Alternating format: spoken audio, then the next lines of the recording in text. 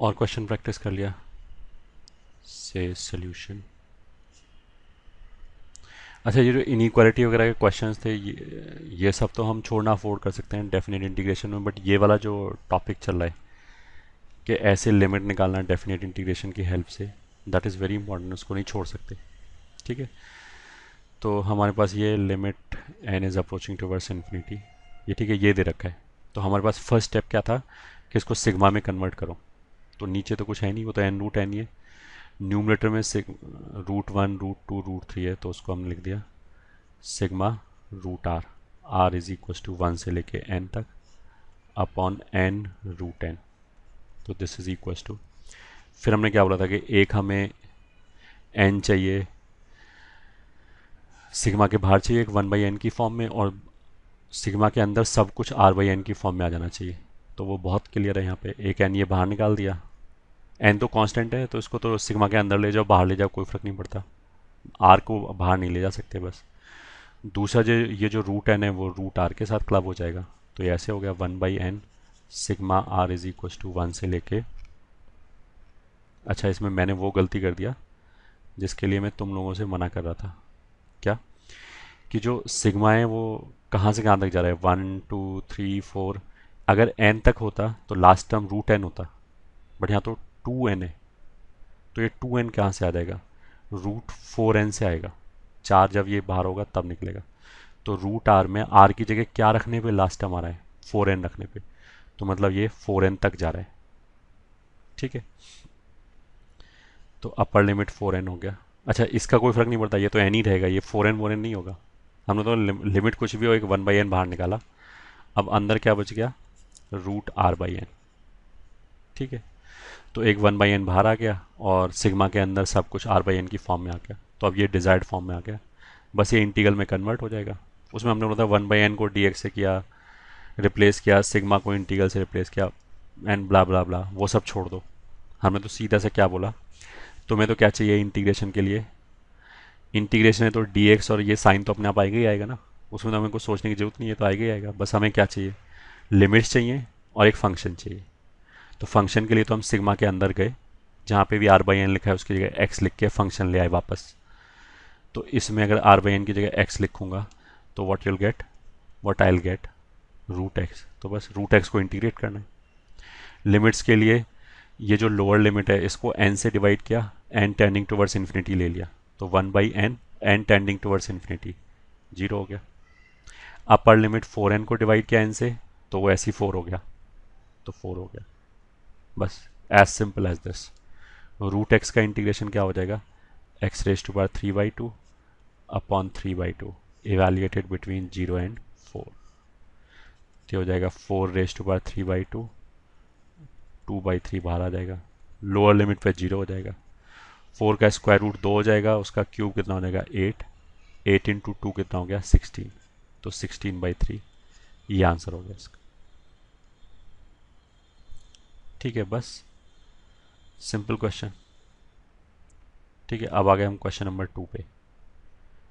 ठीक, question number two में sigma के फॉर्म में ऑलरेडी उसी ने लिख के दे दिया, तो हमारे लिए और अच्छा हो गया ये। ठीक है, सोल्यूशन टू क्या लिखा है, limit n is approaching towards infinity, sigma r is equal to one से लेके एन तक, r upon n square and sec square r square upon n square, ये दे रखा है।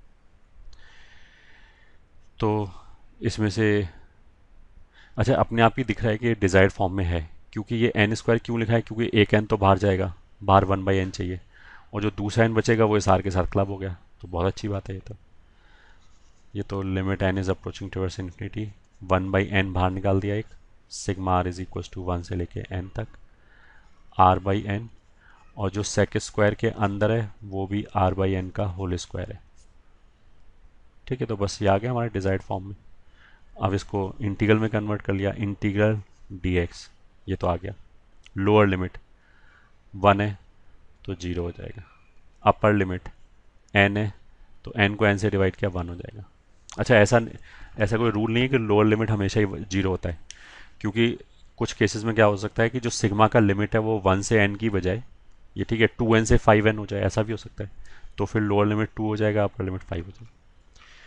ये ठीक है, और एक हमें फंक्शन चाहिए इस इंटीग्रल के लिए, तो ये आर बाई एन की जगह एक्स रख दिया, इसकी जगह एक्स रख दिया, तो ये आ जाएगा x into sec square x square. ये हो गया, कुछ भी नहीं, सिंपल इंटीग्रेशन है ये तो। एक्स स्क्वायर का डेरिवेटिव ये बाहर लिखा है, तो चाहो तो वो हम एफ डैश वाली चीज़ जो बोलते हैं वो कर लिया, चाहे सब्सटीट्यूशन कर लिया, एक्स स्क्वायर को टी रख दिया, तो 2x dx कितना हो जाएगा dt। लिमिट x की जगह जीरो रखा तो t जीरो आ जाएगा, x की जगह वन रखा तो t वन आ जाएगा।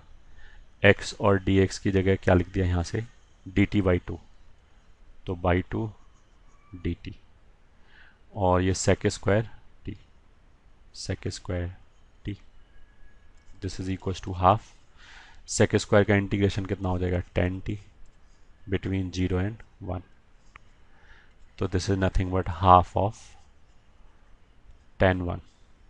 ठीक है, tan 0 0 होता है, tan 1 का वैल्यू कितना होता है,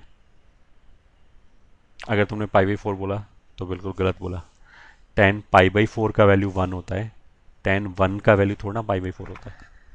तो tan 1 का वैल्यू कितना होता है, tan 1 का वैल्यू tan 1 ही होता है, कुछ नहीं होता, मतलब ऐसे लिखेंगे बस, यही आंसर। ठीक है, tan 1 का वैल्यू नहीं पता।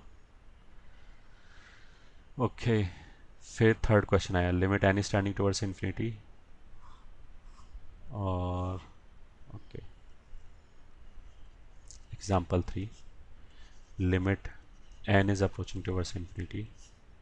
ये ठीक है, ऐसे n plus one, n plus two, n plus three, ऐसे करते करते लास्ट वाला 2n है, 2n का मतलब n plus n, whole raise to power 1 by n, whole divided by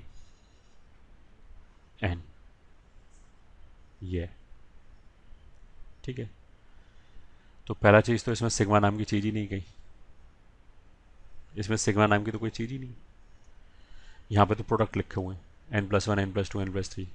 ठीक है, पहला चीज़। दूसरा, अगर प्रोडक्ट लिखा हुआ है तो मतलब अगर ए बी टाइप टर्म लिखा हुआ है और उसको मेरे को तो ए प्लस बी के फॉर्म में चाहिए, तो मैंने ये नहीं बोला कि ए बी से ए प्लस बी चाहिए, मैंने तो बोला ए बी वाले फॉर्म में लिखा हुआ है और ए प्लस बी वाले फॉर्म में चाहिए, तो प्रोडक्ट को सम में कौन कन्वर्ट कर देता है, लॉग। ठीक है, तो हमने लॉग ले लिया, चलो पहले इस लिमिट को एल बोल दिया, फिर अभी बोलेंगे, पहले थोड़ा और सिंप्लीफाई कर लो। ठीक है, हमने क्या किया, इस एन को अंदर ले गए, तो अगर ये पावर 1 बाई एन है तो अंदर ये n raise to power n की तरह जाएगा, एन प्लस टू, और लास्ट वाला term is n plus n, whole divided by, अभी तो ये जो पावर है वो केवल न्यूमरेटर के ऊपर है क्योंकि डिनोमिनेटर तो बाहर है। अब हमने क्या किया, डिनोमिनेटर को भी अंदर ले गए, तो ये जो पावर है ये पूरे टर्म पे आ गया ऐसे 1 बाई एन, डिनोमिनेटर अंदर जाके क्या हो जाएगा n raise to power n. कैसे हो जाएगा, बाहर निकाल के देख लो वापस, n raise to power n whole raise to power 1 by n में पावर वाला एन एन कैंसिल हो जाएगा, तो एन बचेगा, तो वही आप, तो सही है। N raise to power n का मतलब क्या है कि एन इंटू एन ऐसे एन बार लिखा हुआ है, तो हमने क्या किया, इस n raise to power n को ऐसे लिख दिया, n into n into n into n, n बार, और एक एक एन को एक एक ब्रैकेट में ले गए, तो पहला टर्म तो ये हो जाएगा, फिर एक एन को इस ब्रैकेट में ले गए तो दूसरा टर्म ये हो जाएगा, फिर ऐसे ही तीसरा टर्म ये हो जाएगा, and so on, last term ये हो जाएगा raise to power 1 by n by n को 1 नहीं लिखा क्योंकि इसी फॉर्म में लिखना चाहते। ठीक है, ऐसे हो गया। ठीक है, अब इसको मैंने एल बोल दिया से। ठीक है, तो मतलब एल कितना हो गया, this is limit n is approaching towards infinity, 1/1 plus n, 1 plus 2 by n, 1 plus 3 by n, and so on, last में जाके आया 1 plus n by n whole raise to power 1 by n. ठीक है, अब दोनों तरफ लॉग ले लिया एल एन, तो लेफ्ट हैंड साइड पे तो आ जाएगा l n l, right hand side पे आ जाएगा l n limit n is approaching to, limit को बाहर निकाल दिया एल एन के, तो एल एन आ जाएगा 1 plus 1 by n, 1 plus 2 by n, 1 plus n by n, and whole raised power 1/n ऐसे आ गया। ठीक है, यहाँ ये ln लिखा हुआ है, ln मतलब लॉग नेचुरल बेस 1/a। तो लॉग की प्रॉपर्टी से इस 1/n को बाहर निकाल सकते हैं ऐसे, तो लिख लिया। तो दिस इज इक्वल टू हो जाएगा limit n is approaching towards infinity 1/n, और फिर ln के अंदर 1 + 1/n 1 + 2/n ऐसे करके 1 + n/n। ठीक है, now again this is equal to ln a b कितना होता है, ln a + ln b। तो ये a b c d ऐसे लिखा हुआ है, तो लॉग में तो ब्रेक हो जाएगा, ln a + ln b + ln c plus and so on. ठीक है, लास्ट टर्म आ जाएगा ln 1 + n/n। ठीक है, अब ये हमारा सिग्मा के फॉर्म में आ गया। ठीक है, तो अब इसको सिग्मा की फॉर्म में मतलब सम की फॉर्म में आ गया। अब इसको हमने सिग्मा की फॉर्म में एक्सप्रेस किया, तो हमने लिखा सिग्मा, पहले टर्म में 1 + 1 + 1 + ये तो सभी में लिखा हुआ है, पहले टर्म में 1/n लिखा है एक्स्ट्रा, फिर इसमें 2/n लिखा है, 3/n लिखा है, तो जो rth टर्म होगा उसमें क्या लिखा होगा, r/n।